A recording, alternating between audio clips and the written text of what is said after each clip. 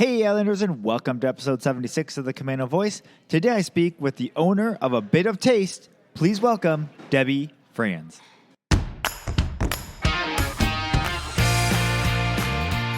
Hi, I'm Brandon Erickson, and you're listening to the Camano Voice podcast, where I interview folks around Camano Island and beyond.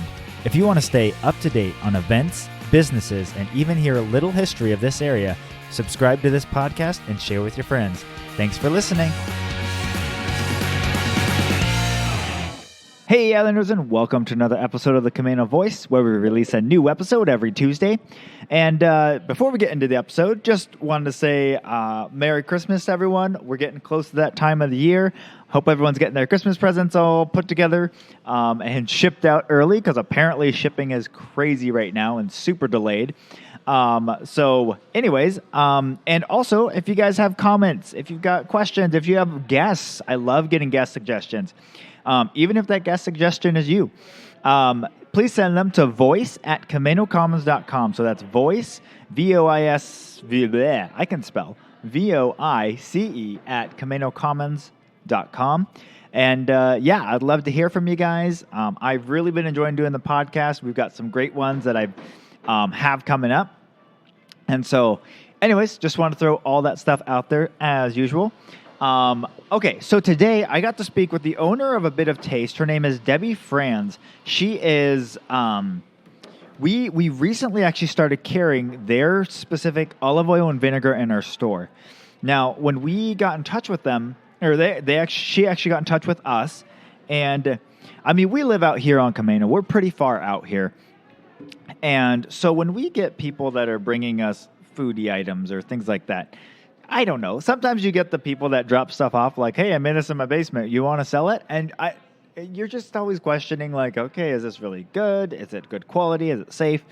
So she dropped off some samples for us and was like, hey, I want you guys to try this out. If you love it, I would love to sell here. And so she dropped off the samples. And first of all, I was blown away. The packaging is very nice. Not only are the bottles really nice, but she has all these different like gift boxy and packages put together.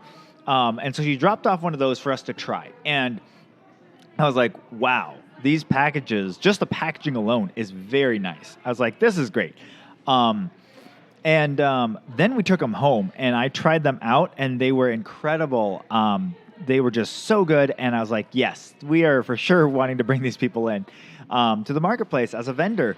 And the other thing is, I mean, my wife and I, when we go visit cities or wherever, like we love finding little olive oil vinegar stores that you can go in and try stuff.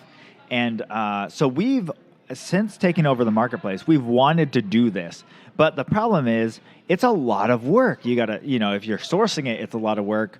Or if you're trying to like build something on its own, it's a lot of work. So we never really want to take that on by ourselves. So we were like, well, if we can find someone that can do it, that's good quality and everything. And we have definitely found that with A Bit of Taste. So I know that was kind of a longer intro than normal, but I wanted to give you guys some background on this and why I'm so excited about it. So anyways, Debe also has a very interesting background in bookkeeping and business and all sorts of things. So you guys are really going to enjoy this podcast. So without further ado, here's my conversation with Debe Frans. Hey, Islanders, and welcome to another episode of the Camano Voice. Today I'm here with the owner of A Bit of Taste. Welcome to the podcast, Debe Frans. Hi, thanks, Brandon. Yeah, so before we get started, tell us a little bit about Debe. Well, I've been a Washingtonian for the last 20 years. And I've lived in different parts of the state, but I'm also just a Pacific Coast, native traveling up, the coastline. So I've got a husband I've been married to, this December it'll be 36 years. Congratulations. Thank you. And then we have one son who's 34 and living his life married and working as an architect. So other than owning the store, part of my life is I am a teacher at Everett Community College. Okay. So I do that, and I have 2 cats that I like a lot, and they have their own Instagram feed. And we love the outdoors. We love the Pacific Northwest. I consider myself a Pacific Northwest native, even though I started out farther south. Nice. Very cool. What do you teach at or Everett Community College? Mostly international students. I usually teach a writing class, like an English 98 writing class. Okay. And some other classes. I also teach college success to all of the students there. It's a required class for new students. But I've taught various things there over the years in a lot of different departments and divisions. Okay. Yeah. Nice. All right. So where did you grow up then? Well, the first part of my life, I was born in Southern California. Okay. And then shortly after that, we moved to the Portland, Oregon area. So I was there through my high school years. And then ever since attending college, I've been in Washington State. Nice. Okay. Where did you go to college? I've been to a few, and it took me a few years to get through my college experience, so I always use it as a story to encourage my students. But I got my associate's degree in accounting from Edmonds Community College. Okay. So I owned and operated my own bookkeeping consulting business for probably about 25 years or so. Wow. Yeah, and then it was always my dream to get my bachelor's degree. So in 2007, I went back and became a first-generation college student in my family to get a bachelor's degree. Oh, very cool. And that was in human services, and that was through Everett and Western. There was a program down there on site for human services. And then you can't do much with a bachelor's degree in human services, so I continued on to Western and commuted back and forth for 3 years to Bellingham. Wow. And got my master's in basically adult education. The degree was called college and continuing education at the time. But Okay. Very cool. So wait, so you, with just your associates then, you started your own accounting business? yeah, it was bookkeeping consulting for small businesses. You know, everybody needs a good bookkeeper. Yes. If you're a good bookkeeper, you're never without work. Yeah. Yeah.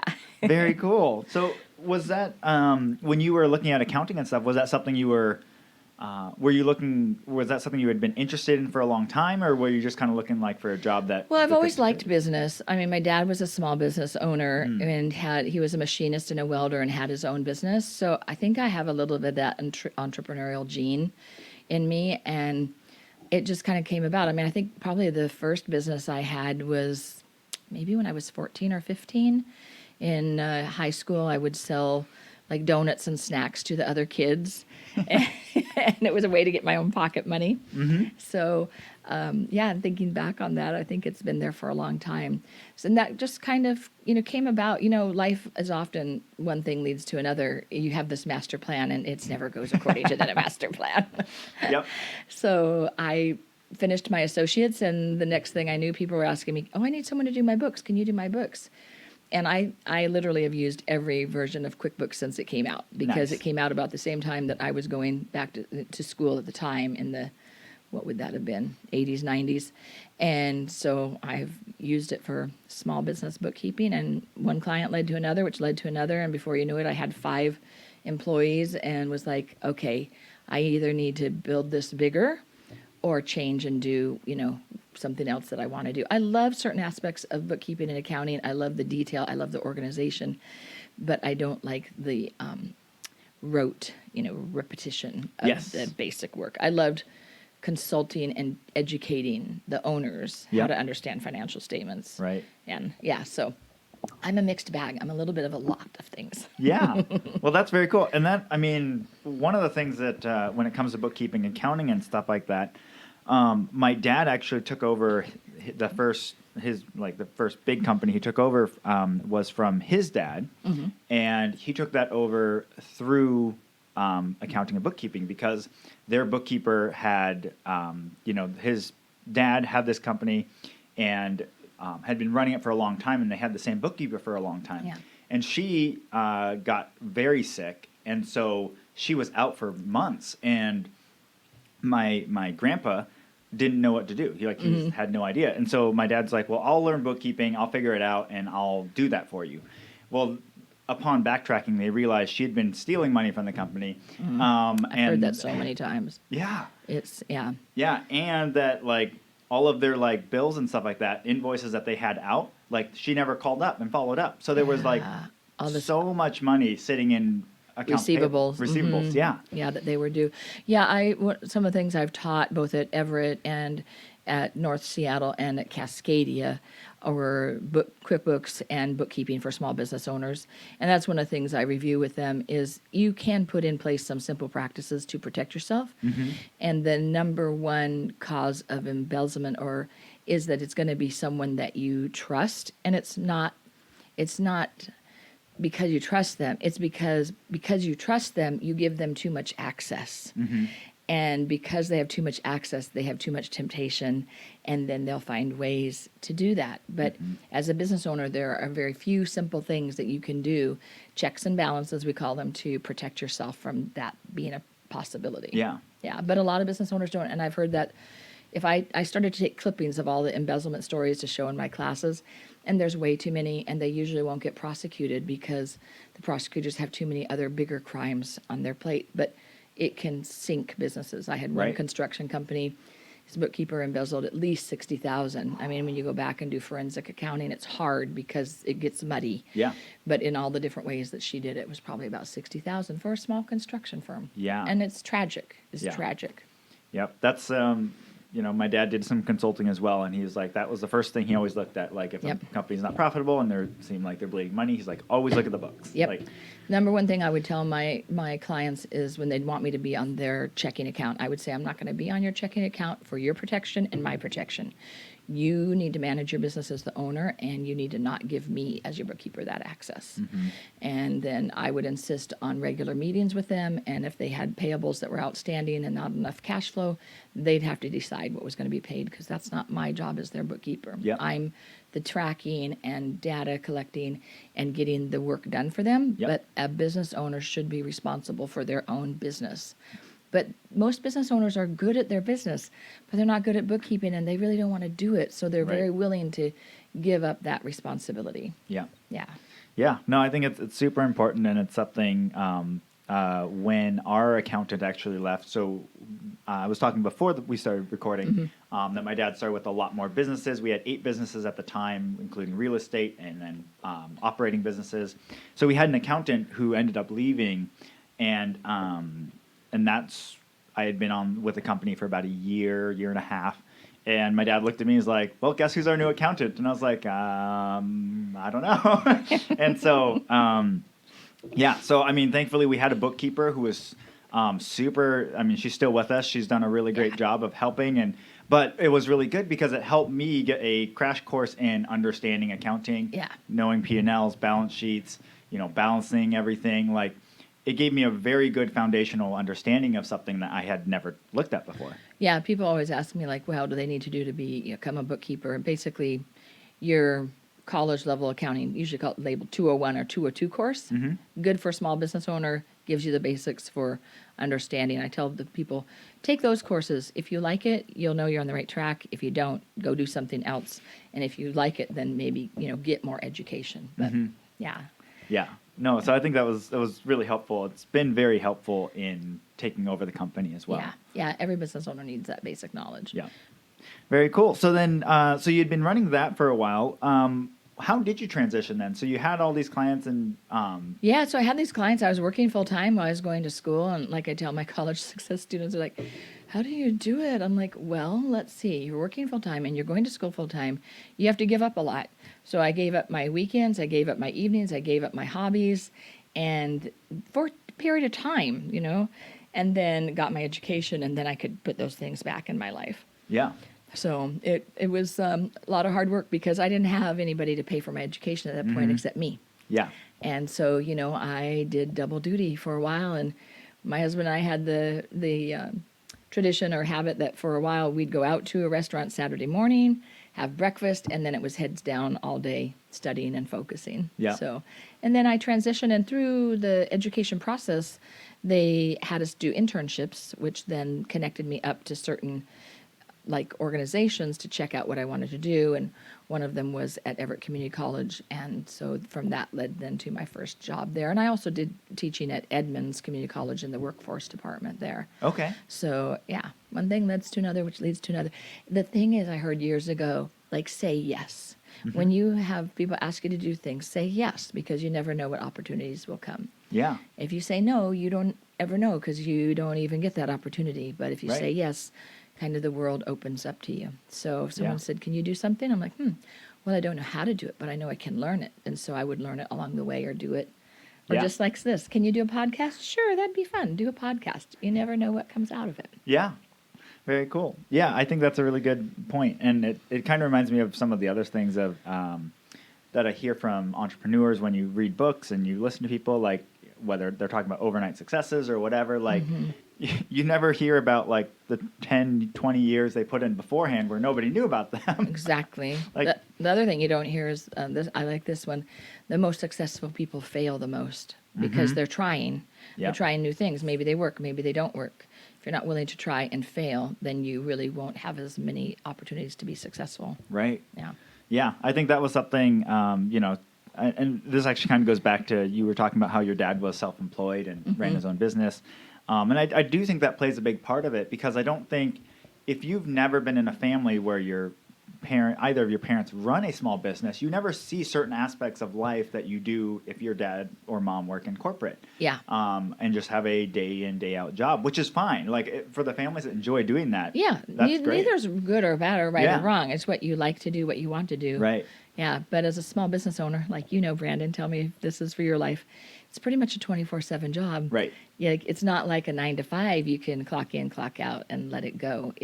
You have to have that willingness to have it take over the corners of your life. Right. Yeah. And then you've got to set boundaries for your time off too. Yeah. Yeah. Yeah, and I think I saw that. I mean, my dad was definitely more on the like just he's going to outwork he's going to outwork, and that's what's going to make it successful. So like my mom was homeschooled us, raised us, took us to things. Like my dad was just working a lot. Yeah. But by doing that, we saw like, oh, this is what goes into a small business. That work ethic. Yeah, it's not just look, it's successful, and people would talk to him later like, man, you just grew this out of nothing, and like he's like, oh yeah. Yeah, right. We pull it out of thin air. My dad too. He did a lot of things before he was that business owner. He was a truck driver, semi-truck driver, and he and my mom actually traveled across the U.S. in that era and did crop picking, and kind of it taught me things about accepting people and accepting anybody. Like they didn't really have those biases. They didn't really see color in the same way that some people would because they worked with those people and they had compassion, for them. And so he went from, always hard work, but then eventually to where he had his own business. And that's then, of course, when you're a little kid, you don't know what your parents have gone through before you. Yeah. You only kind of know their life in this window of quasi-adulthood to adulthood. Right. Right? Yeah. And so that's what I saw him as and knew him more as. Yeah, and I think the only reason I got to see more of that was because my dad had actually technically retired at age 30. Wow. And, he's like, we've got kids, we'll sell off the business. And it was in Tucson, Arizona. He's like, we'll sell off the business. I'll retire. We'll just get we'll go on trips with the kids. We'll just spend lots of time. And we did for a good few years there. We would just go on, we would do these really big road trips around the U.S. or wherever. On the drop of a hat, my dad's like, let's go to Disneyland or something. And it's like, we should go. And along the way, we're going to stop or go this route. Right. Yeah. So he would always be up for just doing something. But my mom is definitely like a homebody and likes to be home and likes to have a schedule. Maybe gave them more structure. See, they were a nice balance to each other. Yeah. So, after a couple years of that, my mom was like, I think you need to start something again. And he was like, why? Like, we can do that. She's like, no, I need you to start something again. So I think there's a lot of families at home during this pandemic that are kind of like that. I need you to do something. So I need you to get out of the house. Like I've told my son, I need you and Dad to go on your father-son camp out so I can have a weekend at home by myself. Right. We miss some of our space and structure. Yeah. It's intense to have go from kind of seeing each other in passing, hey, okay, on the way to this thing, and then all of a sudden now stay. Evenings and weekends. Now you're in the corner of the family room with your booming voice taking up my life and space. Taking phone calls and Yes. in your, we call it Les Nessman office. Did you ever watch the old WKRP show? Uh-uh. Yeah, one character on there, he had his little desk and he would, put like duct tape around the edge of, like on the floor, like this is my walls because they won't give me a walled space. And he would make people pretend that they open the door to come in, pretend knock. Yep. So anyway. Yeah. Yeah. What brought us to? We get far afield. Yes. So then what kind of interested you in human services then and going that direction? Because you already kind of had a business, you had a possible plan. Like I said, my goal was, I always wanted ever since I was in high school to get my bachelor's degree. So I love psychology, and I had gotten certified as a life coach. Okay. So when I was thinking, and I was considering like going into counseling field. And I was actually started my bachelor's by driving back and forth to Bellingham, and I happened to see a flyer on the wall that said something about human services, and it piqued my interest, and I went to the office and said, what is this program? And they explained it like kind of like applied psychology, and oh, by the way, it's down in Everett, like why are you commuting? So I was like, oh my gosh, I got to check this out. So I went and checked it out, and immediately finished the classes I was in for that quarter, but then did an about face, registered for that program and got into it. And it was a cohort group for 2 years. Nice. So, I loved it. I loved my classmates. We had like 24 of us in the That's group, great. and we're still in contact. And I always love people and like that applied psychology, sociology. So Right. It fit. But then I also am, driven by a certain desire to have a certain level of income, and often in human services, you don't make that much money. Right. Yeah. You do fabulous work working with people, but I'm like, okay, sorry, that's not enough of an income for me. Yeah. Well, it's like people that go into teaching and stuff. I'm like, that has to That's be like not a enough calling. of an income either. Yeah.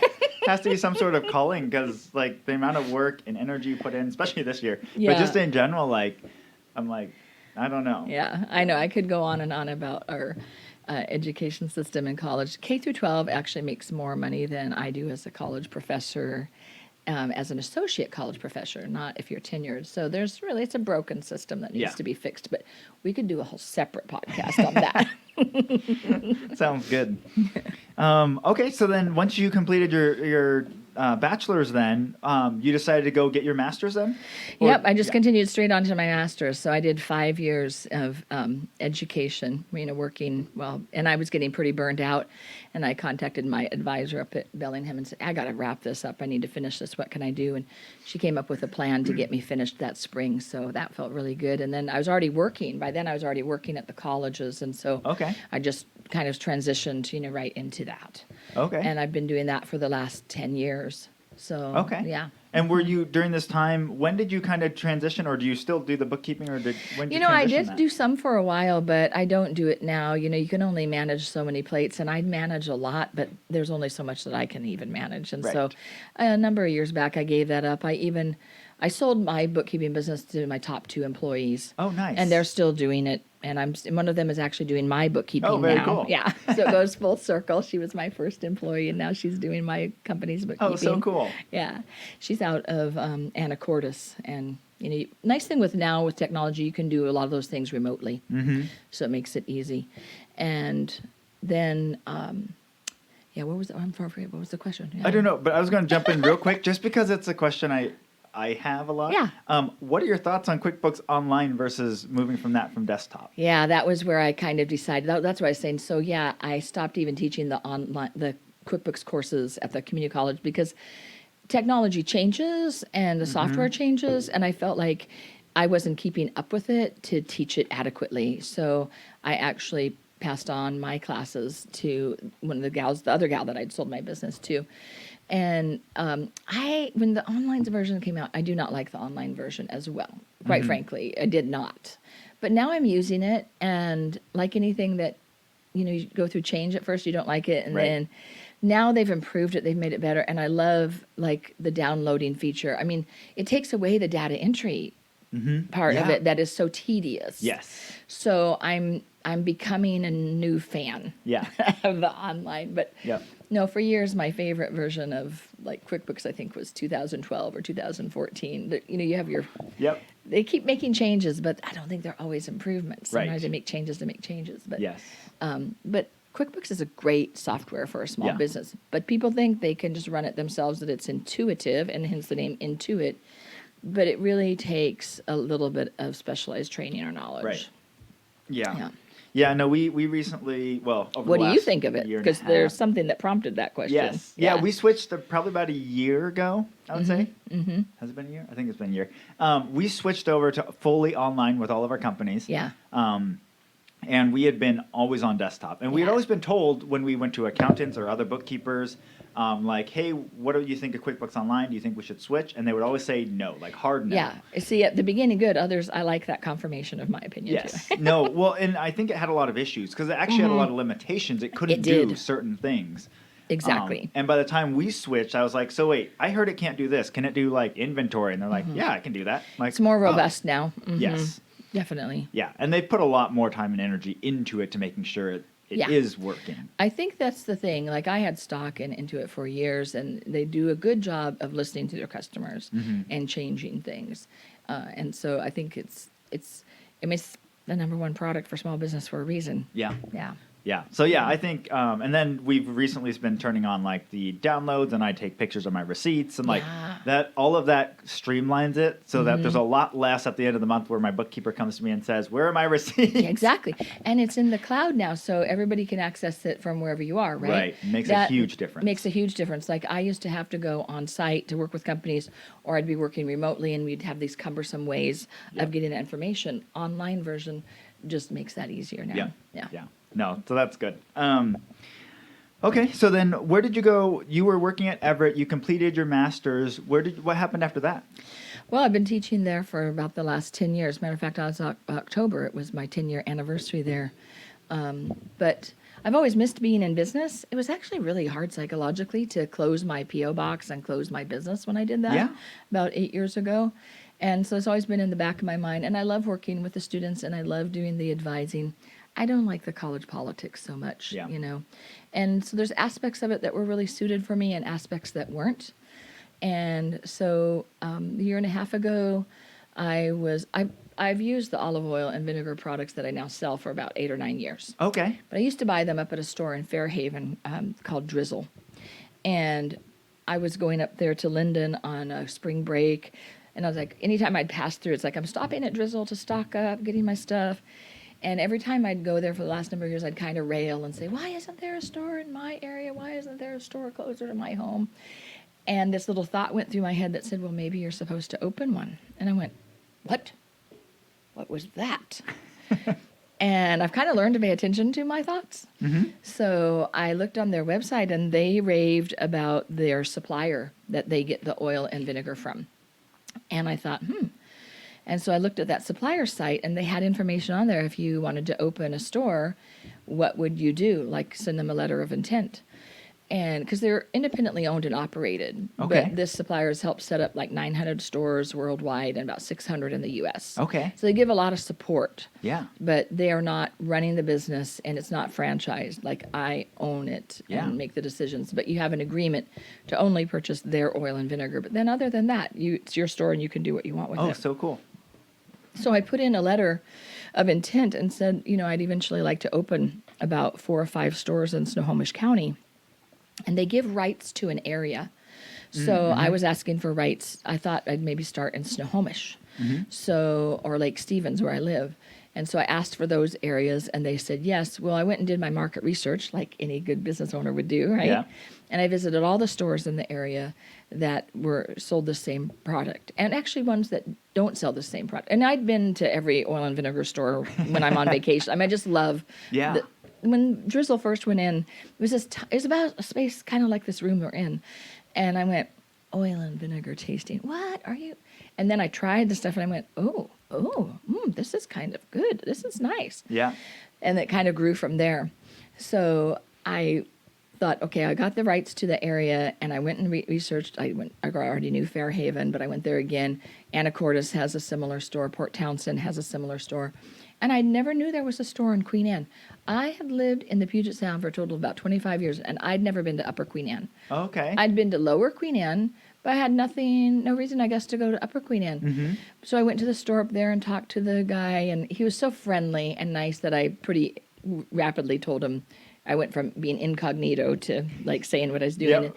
Well, come to find out, he's like best friends with the owners of our supplier. Okay. And our supplier is Veronica Foods, and their grandfather came from Italy about 105 years ago.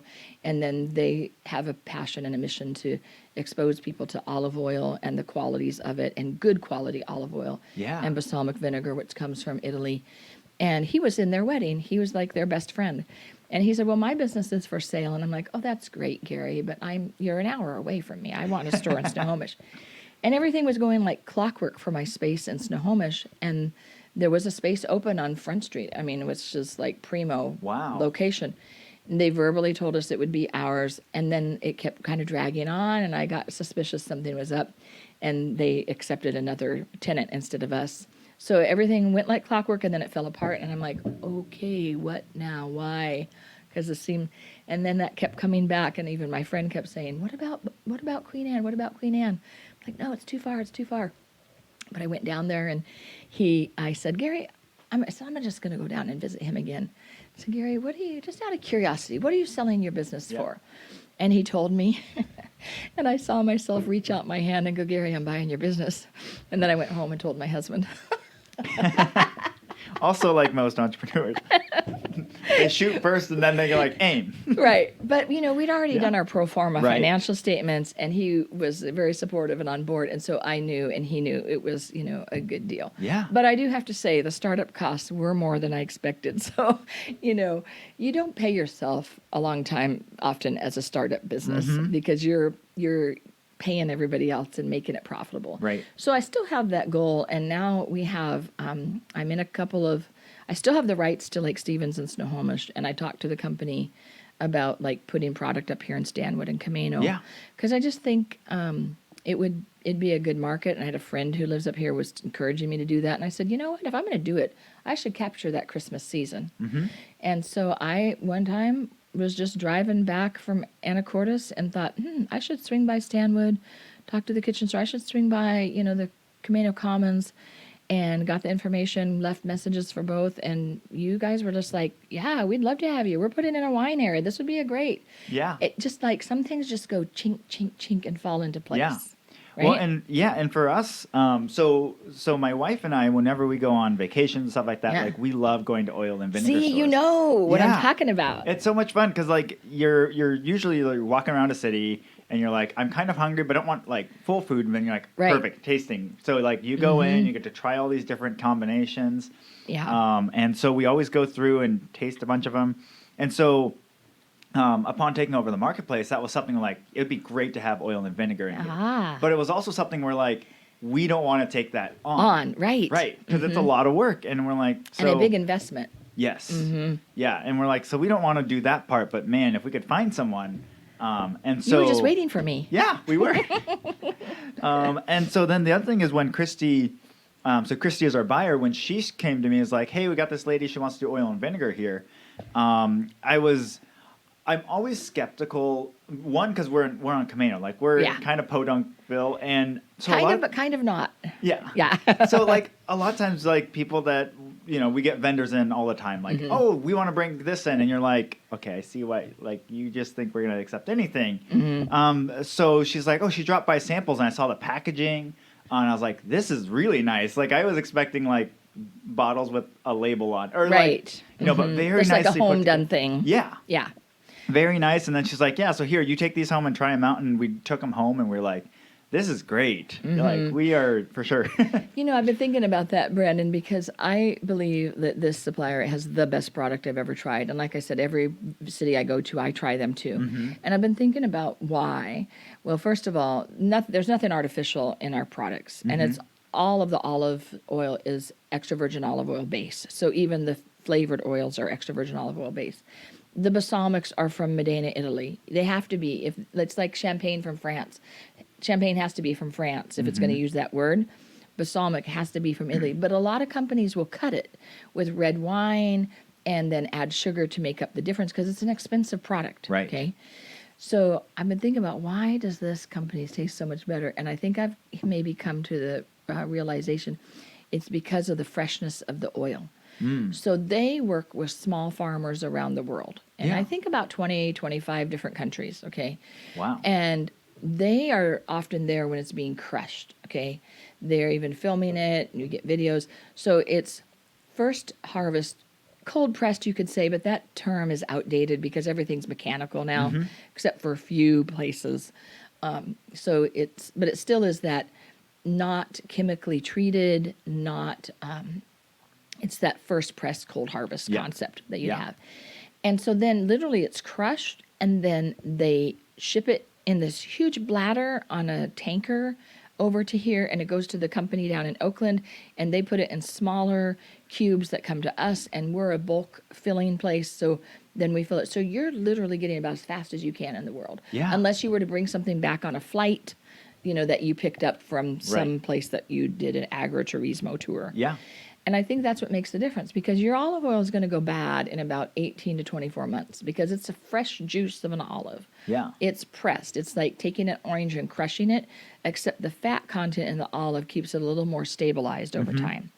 So, but when you're buying something, people would say to me, well, how's yours different from Costco? And I'm not here to, diss anybody, because everybody's, making their choices and doing their best. And I love Costco products, and I was using them before I had this company. So not just them, but any other product. You don't know how long that olive sat before it was crushed. Yeah. Okay. Ours are all crushed within a couple hours picking. Makes a difference. Yeah. Okay. You don't know how long that olive might have been stored in a warehouse. Same thing. So you might say harvest date, crush date. Well, ours is all the same. Every one of our bottles at the store has a tag that tells you when it was crushed, what country it's from, what the olive oil sommeliers, and there are olive oil sommeliers like wine sommeliers, thought of it, and they give their tasting notes. They assess it for its fruitiness and pungency and bitterness, which are the properties of olive oil. And it goes to a company down in Australia for chemical assessment of the properties of olive oil. Things like peroxide, biophenols, free fatty acids, oleic acid, that's all tested. And all of those things come together to let you know you're getting what we call an ultra premium extra virgin olive oil. The ultra premium means that it is a better quality than even any of the olive oil councils require. So there's an International Olive Oil Council, there's a California Olive Oil Council, there's an Australian Olive Oil Council, and maybe one or two others that I'm overlooking. Our standards are even higher than theirs. So that free fatty acid number, for example, on ours is so low that you're not going to have a problem with the smoke point. You can broil it, you can cook it. You're like, I've done it on my grill outside. I do it my broiling in my oven. I've never had a problem with it. That's because of the quality of it. So I'm thinking that is also the reason why their products taste so much better than anything else. Yeah. Because I bought an oil recently at another store. I still go to stores when I travel. Yeah. And I tasted, and I'm like, oh, this oil has started to turn, because you develop a palate after a while. And I'm like, that is maybe why our olive oil is so much better, because it's fresher, it lasts longer, and it is all of it's organic too, even if it's not certified organic. Yeah. And so you've got, organic, ultra premium, extra virgin olive oil. How many Yeah, exactly. modifiers can we put in there? Right. But it makes a difference. So when they add the essential oil that gives it that flavor, you've got such a good base that it comes through in what you taste. Right. Same thing with the balsamics, the white balsamic and the dark balsamic. Now, there's another term. So we have fused and infused olive oils, and people are like, what's the difference? Well, it's easy to think. Fused are the olives and the blood oranges, for example, crushed together at the same time they're processed. Okay. So you get that flavor fused together, like melds together. Infused is the company in Oakland will add natural essential oils and flavor it. So still all natural, nothing artificial added, no preservatives, but it's been infused with a flavor. Okay. They're both good, but they will taste a little different. For example, we have a Manny orange olive oil right now. The Manny orange is a Greek orange, and that olive oil is a Greek olive oil, which almost every country thinks their olive oil is the best. But I have customers come in, do you have a Greek olive oil? Because I've heard it's the best. honestly, it's up to your palate and your taste profile. Yeah. What's the best? But the Manny orange and that Greek olive are crushed together, and it makes a fabulous product. Okay. Because it just flavors it slightly different. Right. We've got a sage fused oil. We've got a rosemary fused oil. We have about 6 or 7. If you're like spicy food, our Bacludi green chili is fused. Okay. So, yeah. Very cool. Yeah. Well, it's funny as you're going through all of these different things. It's so interesting because it's I mean, coffee. I mean, wine is obviously the thing that like most people know. Like, Yes. there's this whole culture and everything. And the terroir and all of that. Same Yeah. thing with olives. Right. Coffee too, right? Yeah, so coffee has like all of these different levels, and it's funny because you're going through all the different names, and I was like, we have so many like seals and stuff on our coffee because we're like, this is why it's different. It's the grade A, which means it can have less than like one out of every 100 coffee beans in our thing, or 1,000, whatever it is, like can be a defective one. And like, there's so many different grades where like you look at the coffee, like there's like black shriveled beans and stuff like that in Right. some of these coffees. When you look at ours, they're all green beans. Oh, okay. Like, So the grade of it is so much superior. so you've got the grades of the coffee. You've got all certified, got all the organic. For us, for my dad, when he started the company, I told you he retired at 30. When he built that business, it was definitely like, I'm just going to make as much money through this as I can. Like, Yeah. And so when he started this business, it's like, I want to actually do good. Like, not that he didn't do good Right. before. But focus on quality. Yeah, have there be a social aspect to this business. And so, at the time that he started the company, there wasn't such thing as social business or social enterprise. He was ahead of his time. Yeah, so he had heard the book.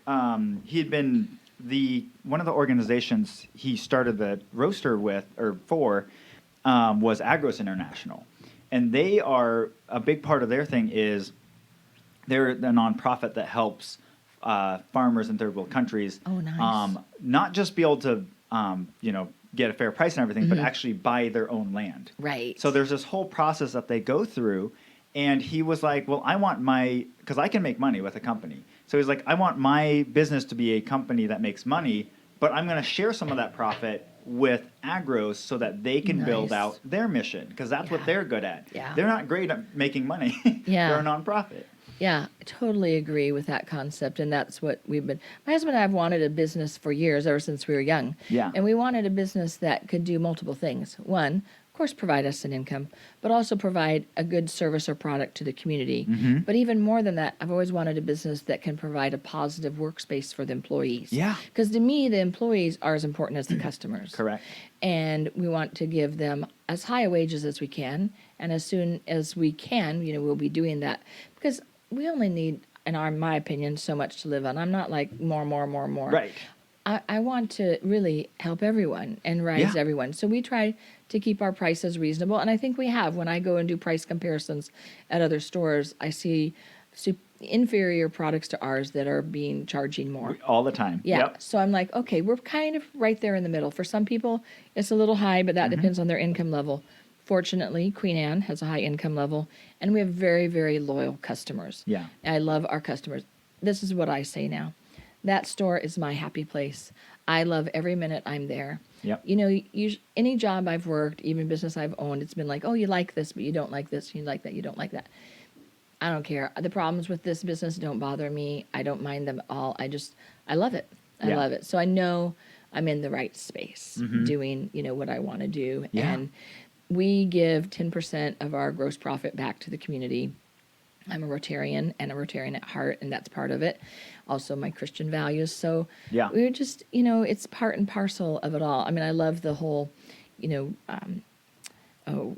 Paul Newman concept, with his business and giving back to charity and doing things. So that's a big part of it. That's kind of the whole picture. Yeah. Yeah. No, I think that's very important. And what you were saying before, I think, helping out the team. Obviously, we have a lot of people that are, high schoolers and passing through, and this is kind of a side job, or not side job, but it's not like they're just going to college. No, but you're an important part of their training in life. If you're maybe their first job or second job. Right. People say, where did I get the knowledge for this? Well, I've done a lot of things in my life, so I've got the bookkeeping background. But before that, I worked at McDonald's. I managed a McDonald's. There's a lot of similar, crossover in skills. Yeah. And what a lot of those businesses like yours provides is you're giving them the skill set that they need to be effective in the workplace. Right. Yeah. And that's kind of been, I mean, at times, you know, I have talked to our managers and stuff like that, and like, nope, they're kids. Remember, they're kids. Yeah. Like, Yeah. Because they do dumb things, and you're do. like, of course. Yeah. But we all have. We yeah, did. You for know? sure. But I think that, you know, that is a very important part, and like part of our mission, or our mission statement at the marketplace, is to bring joy to the Camano Island communities Yeah, through food nice. service and drink. But you know, in doing that, also teaching the team that we have, like, how to put on a happy face even when you're not having the greatest day. Exactly. Doing a good job on everything, because if you're not cleaning the bathrooms well, no one wants to use them, and that's not a great experience. You know, making sure things look nice and going out and during this time, sanitizing, cleaning, doing all these different things.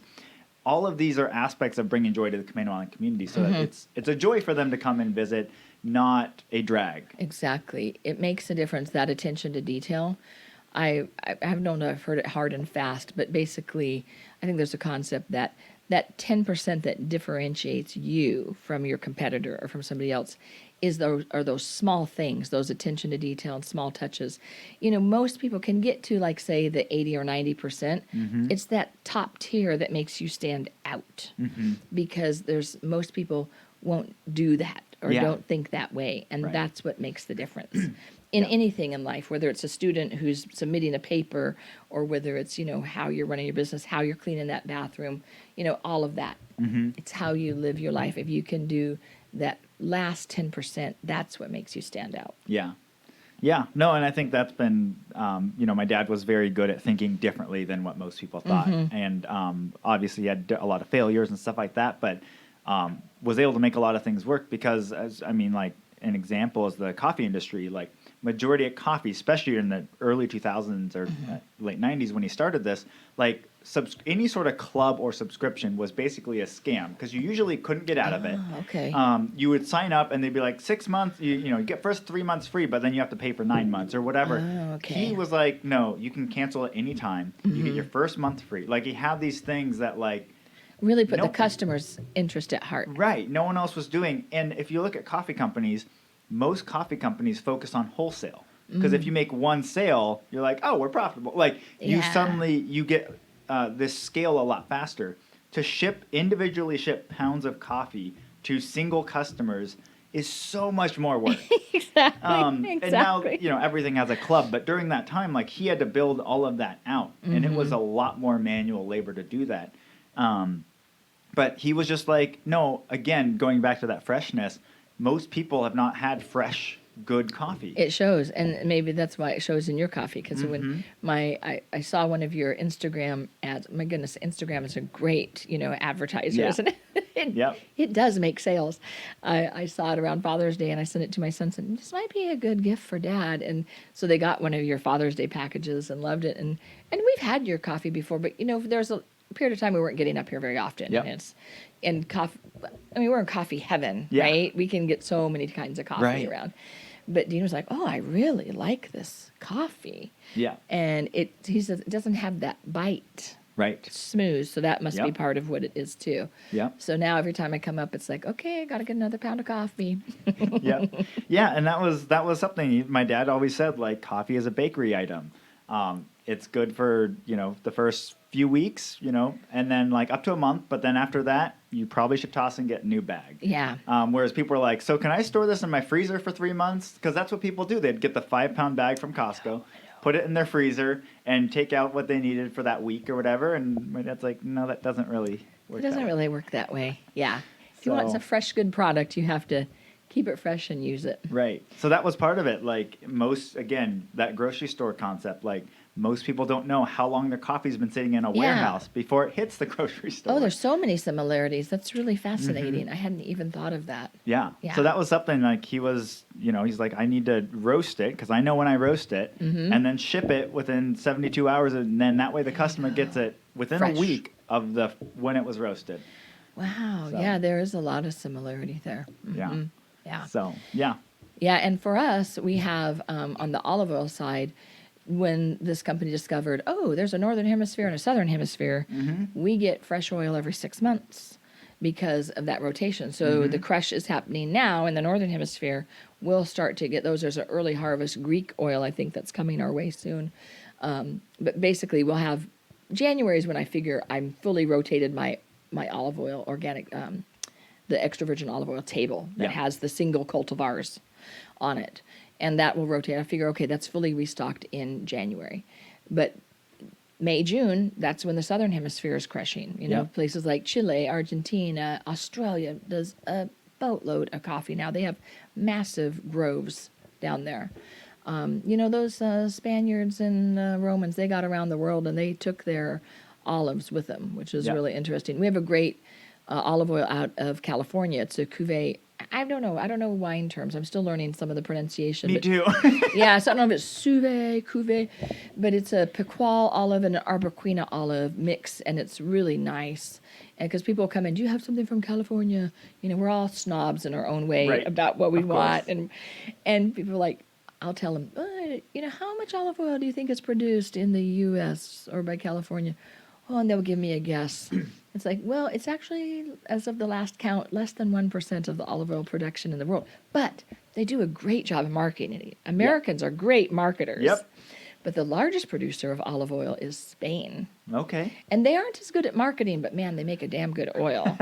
And Italy actually uses more than they produce. They don't want you to know that because they want to be considered the, you know, the premier producer of olive oil, but they actually import to meet their demand. Okay. So there's all these little facts and tips that I've learned over just the last year and a half that I've had this business. But it's very fun. It's like, I think it's good for your brain too. Yep. I feel like it's keeping me younger. Yeah. No, it's good. It's always good to keep learning and find out new things. Yeah, exactly. Very cool. All right. Well, I like to end every podcast with some rapid fire questions. Okay. Some of these are focused around Camano, but you can go anywhere in the Northwest that you like to do. But the first one is, what purchase of $100 or less have you enjoyed the most in the last 3 months? You know, because we're here at your business, I'm going to share something from your business because I bought from your gift shop so much over the years. It's hard to get out of there less than $100 for me because you have such nice, unique gifts.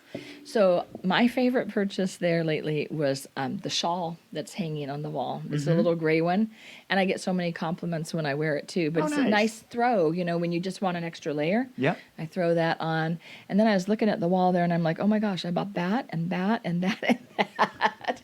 But sometimes the little clothes at the gift shops are very reasonable and they're fun because they're like one-off type, you know, clothing. So, Christy, our buyer, like I mentioned before, she does such a great job at curating our gift shop. She does, and beautiful displays. That's the part I'm still learning about mine because we're carrying more and more gourmet gift food items, and it's like how to display them. That's where I'm building my knowledge. Yeah. Very cool. All right. Pretend you have a friend coming from out of town. What would the first day look like here? Well, that would depend on the friend and what they wanted to do. So if they wanted to like go into the city and see things, then that's, you know, what we would do. But if they wanted to experience the outdoor Northwest, one of the places I love to take them is the Big Four ice caves. Okay, yeah. When it's the right time of year, not now. And actually, I learned this summer that you couldn't really go there because once again the pedestrian bridge had been washed out. Oh no. Yeah, but you know, hike. We have family from the Midwest that love to come. They're like, I want my Pacific Northwest fix, and the San Juans, you know, are lovely. A ferry ride. Yep. So, but it would really depend on the taste of the person who's visiting me because I love being a little bit of a tour guide and customizing it. Yeah, very cool. Yeah. If it was the art studio tour up here on Stanwood Camano, that would be top billing. Yes, I'm still. We haven't heard yet on this coming year, but I'm assuming it's probably not happening again, which is really sad. That is sad. Who is an interesting or fascinating person in this community that I should interview next? Well, I think you've got so many artists. Any of them, you know, would be fascinating. I imagine maybe you've already interviewed John Ebner, who's one of your premier artists up here. So I haven't been able to line up a time yet, but very soon he will be. Yeah. Yeah, we love his art. I have a number of it in my home, and first met him years ago at the Bellevue Art Festival that they did down there in the parking lot. But I also have another person in mind. His name is Dennis Newman. Okay. He's a friend of mine. He's retired chef who turned restaurant consultant, but he's very gregarious and outgoing. You'd have fun talking with him, and he has lots of hobbies like hunting and fishing, and then with his chef knowledge, that would be fun. But then I thought of another one for you, and that would be Dr. Lee Harmon, who lives here on the island. And he recently came back, like within the past year, from going on a race that goes around like the continent of Europe with his old like car. It's a unique car. Okay. My husband's the car aficionado, so I'm not doing this justice. But basically, it's a multi-thousand-mile race. Okay. That he shipped this car over and took it on, and he would be fascinating for you to talk to. He is a retired eye doctor. Okay. And he's over on the west side of Camano. Very cool.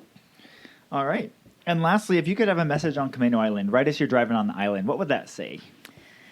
Oh, my. I would say be kind. You can't go wrong right now in our world with be kind, right? Yeah. Be respectful. But actually, I've been impressed with the people on Camano. I think you've already got that down. So I would say maybe something, consider joining Rotary or checking it out. Mm-hmm. Rotary is one of the top service organizations. They do a lot of good in the world. And when I joined like 16 years ago, what I came to realize within the first couple of years is anything that you want to accomplish in the world, you could do with Rotary and Rotarians because they've got the funding for it, they've got the network for it, and you've got a very active club up here, which is really nice to know about. They do good things in your community. Yeah. So they built out Freedom Park. Yeah, exactly. Which is right near here. And I think they do the Dolly Parton Imagination Library for children, and they do various other things. So they're, Very cool. That's what I'd say. All right. Well, thank you so much for joining me on the podcast today. You're welcome, Brandon. It's been very fun. Yeah, I've got to learn so much about olive oil and vinegar and where it all comes from. And exactly. And sometime come down to my store because you're carrying a nice selection, but I've got 70 plus varieties in my brick and mortar store and lots of other food items. So you and Brittany would have fun down there. Yes, we will definitely come visit. Yeah, and it's one of the few places you can still have an experience and an outing. Right. Although we are on the 25% restriction right now. All right. Thank you so much again. Thanks, Brandon. And Islanders, I will talk to you on the next one. Well, a big thank you to Debe Frans for joining me on the podcast today, and thank you for listening. If you haven't already, be sure to rate, review, and subscribe to our podcast on your favorite podcast platform. It really helps us be found by other Islanders like yourself. And for more information on this episode, you can go to CamanoCommons.com/EP76. That's CamanoCommons.com/EP76. Thanks for listening, and see you next time.